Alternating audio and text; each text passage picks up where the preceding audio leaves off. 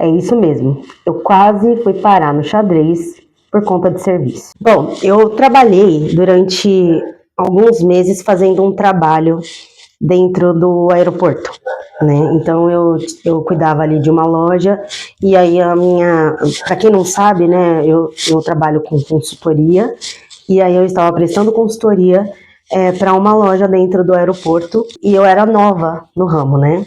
Então eu estava aprendendo muita coisa e quando você está novo dentro do ramo, você aceita muita coisa, você se condiciona a muita coisa.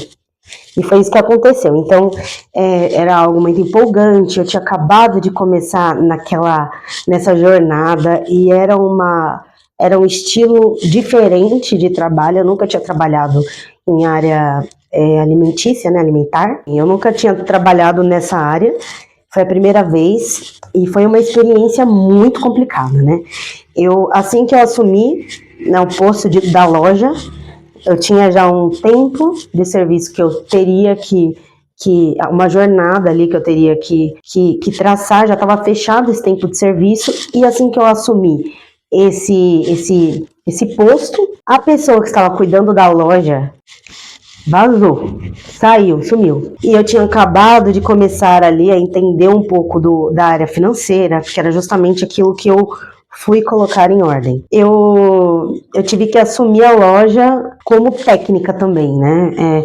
Eu tive que responder pela loja. Assim que esse gestor saiu, depois de 2 dias mais ou menos, a Anvisa foi até o local. Eles foram, né, já direto em alguns lugares da loja, porque sabiam que tinha alguma coisa. Quem não sabia era eu mesmo, porque faltava experiência. A loja tinha produtos ali que eram de consumo imediato. Então, produtos de consumo imediato para aquelas pessoas que não trabalham, enfim, na área de alimentos, você tem que ter ali um armazenamento correto, uma distância entre o chão, você tem que ter a data de validade muito bem colocada, você tem que fazer a rotação, né, que é chamado Pepsi, dentro do estoque. Então, tem muitas coisas ali que você tem que olhar ao assumir uma loja, e isso eu não sabia, né? Então, assim, a minha parte ali, o meu olhar era totalmente técnico, totalmente financeiro, totalmente aquele olhar mais administrativo. E aí eles falaram, bom, eles encontraram alguns produtos vencidos, eu nem tinha visto, eu não tinha aberto as geladeiras ainda, eu estava entendendo um pouco melhor a loja, lembre, fazia 3 dias, né, que eu tinha entrado na loja. É isso mesmo, porque um dia eu trabalhei com ele, depois 2 dias ele saiu, foi isso mesmo. E aí na hora que eles falaram isso, né, Amanda, vamos ter que tapumar a loja. Aí eu liguei para o dono, né, da franquia e falei, olha, eles estão querendo fechar a loja. Tapumar, para quem não sabe, é você realmente fechar. Quando você vai em um shopping, no aeroporto, nesses locais maiores assim, existe uma capa, né, às vezes para fechar, né, a loja com uma grande propaganda. Aquilo ali é um tapume. E para quem não sabe, dentro dos estabelecimentos, shopping, aeroporto, que seja praça de alimentação, é muito caro você manter um local tapumado. Você está pagando aluguel, você está pagando as contas, né? Aquilo ali está te gerando um custo e você não está tendo um retorno para suportar esse vazamento. Inclusive, eu tenho um e-book muito interessante sobre vazamento, a gente vai deixar aqui na descrição do vídeo, a gente vai deixar aqui tudo certinho. É um e-book muito interessante sobre vazamento do seu negócio, que também traz muito a visão, né, empreendedora. Porém, se você não tem um negócio, lembre-se que você é empreendedor da sua própria vida e do seu serviço e da sua carreira. Então aqui essa visão que eu quero trazer para dentro desse vídeo hoje. Então, voltando ali, eles pediram para tapumar, eu liguei para o dono da empresa e eles falaram que não era para deixar tapumar e que eles iam enviar alguém ali para representar a empresa.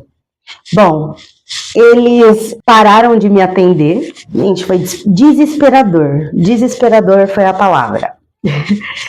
Eles pararam de me responder, começaram a tapumar a loja, e aí, bom, a gente tá falando do aeroporto, né?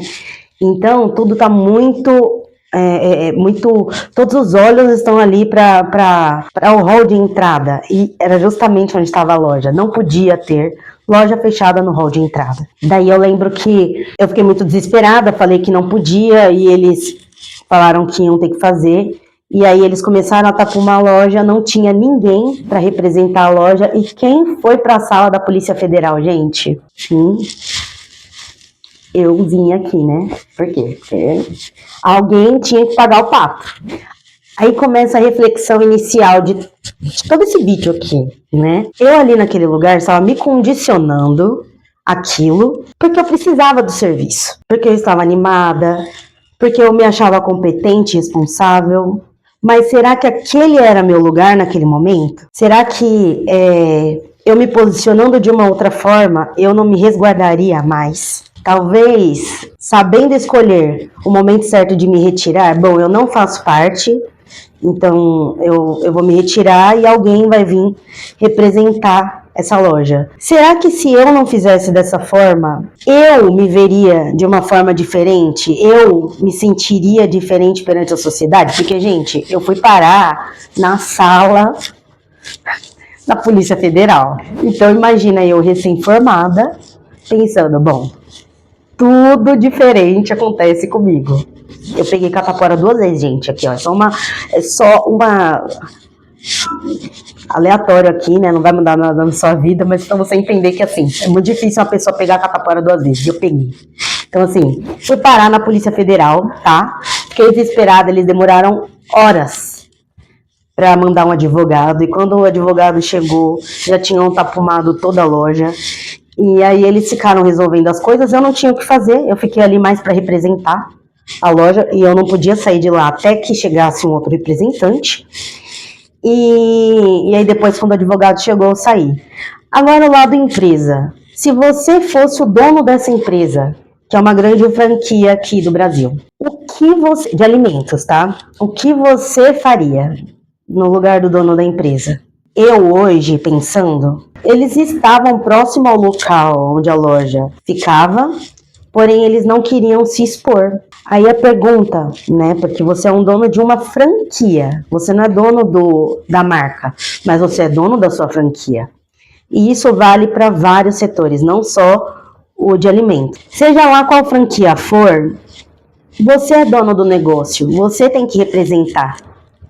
Então, por que deixar uma menina, na época eu não lembro agora, onde devia ter uns 22, 23 anos, ali representando uma loja dentro de um aeroporto, onde os olhares estão totalmente para você, onde é muito fácil, na verdade, aparecer uma reportagem com o nome ali da sua loja, expondo ali. Eu estava totalmente despreparada naquele momento. Então, como você, enquanto dono de empresa, empreendedor, o que você faria no lugar do dono, né? No lugar do dono. Eu vou dizer por mim. Eu, no lugar do dono, iria até o local, porque eu sou a responsável pelo local. Eu iria lá, assumir o risco, assumir o problema, entender o que está acontecendo e até mesmo instruir aquela pessoa que estava representando a loja.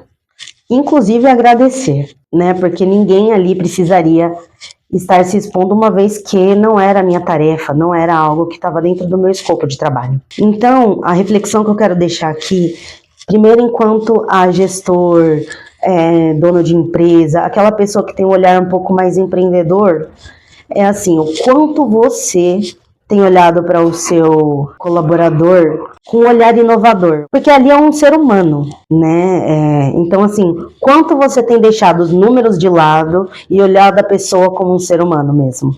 Ali o seu colaborador como sendo uma pessoa que tem uma vida, que tem as suas experiências e também é inexperiente em muita coisa. Quanto você tem exposto ele a situações que não são necessárias. Eu vou dar um outro exemplo. Aqui eu trabalhei em uma multinacional e ela foi comprada, vendida muitas vezes aí na pandemia. E aí chegou um momento em que eu estava trabalhando na mesma função, porém eu comecei a atender clientes da Espanha, né? Então, assim, na verdade, o dono da empresa era lá da Espanha.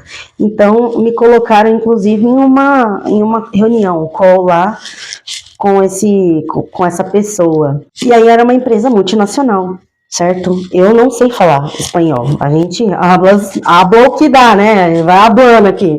Não quer dizer que eu sei. Os caras começam a falar uns negócios lá, parece que tá me xingando. Aí eu já fico nervosa.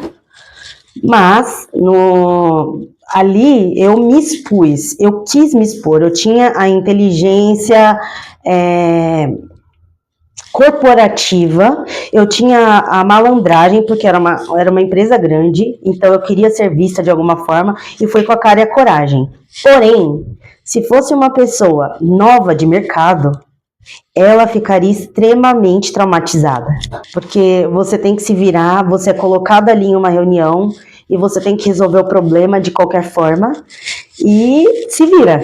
Certo? Eu trouxe esse exemplo para você entender que mesmo pequenas empresas e grandes empresas têm o mesmo problema. É sobre você olhar para as pessoas, tanto clientes quanto colaboradores, como sendo um ser humano. E aí, até que ponto eu tenho desenvolvido esse ser humano para fazer esse serviço que está dentro do escopo dele? Ah, mas eu contratei ele sabendo que ele tinha essa experiência. Ok, mas então quer dizer que é isso. Você contrata um funcionário, o funcionário vai fazer aquilo que ele é pago para fazer, beijo, tchau, é isso. Não faz mais que a sua obrigação? Seja um ser humano melhor, seja um empreendedor melhor, seja diferença, inovação, aquilo que você quer ver dentro do mundo que você trabalha, dentro do ambiente que você está inserido. Se você quer ser a diferença, mostrar que você é diferente, comece dentro do seu negócio, tratando bem seus funcionários, desde a pessoa da limpeza até seus diretores, que seja. Comece ali olhando o seu colaborador na essência. Muitas vezes, o forte dele é sim o financeiro, mas ele não é a pessoa melhor em fazer as fórmulas da planilha. Só que o forte dele é esse. Então, o forte dele é o financeiro, no caso, né? Então, como desenvolver isso, né? Como desenvolver dentro desse colaborador a expertise de fazer uma planilha, fazer os cálculos para chegar em um múltiplo comum dentro da planilha. Porque se o colaborador, ele é bom, ele entrega aquilo que a gente precisa, mas tem dificuldade em algo, será que não vale a pena eu investir um tempo? Porque não é gastar um tempo. Você está investindo esse tempo para você ter um retorno. Além de uma pessoa mais feliz trabalhando, porque ela é competente, ela sabe aquilo que ela está fazendo, você vai ter um retorno melhor porque você está treinando a pessoa, você está passando o conhecimento que você tem, aí você, além de aprender, porque quando você ensina, você está aprendendo mais, você ainda está ensinando alguém a fazer aquilo que provavelmente ela vai multiplicar, então isso é muito bom.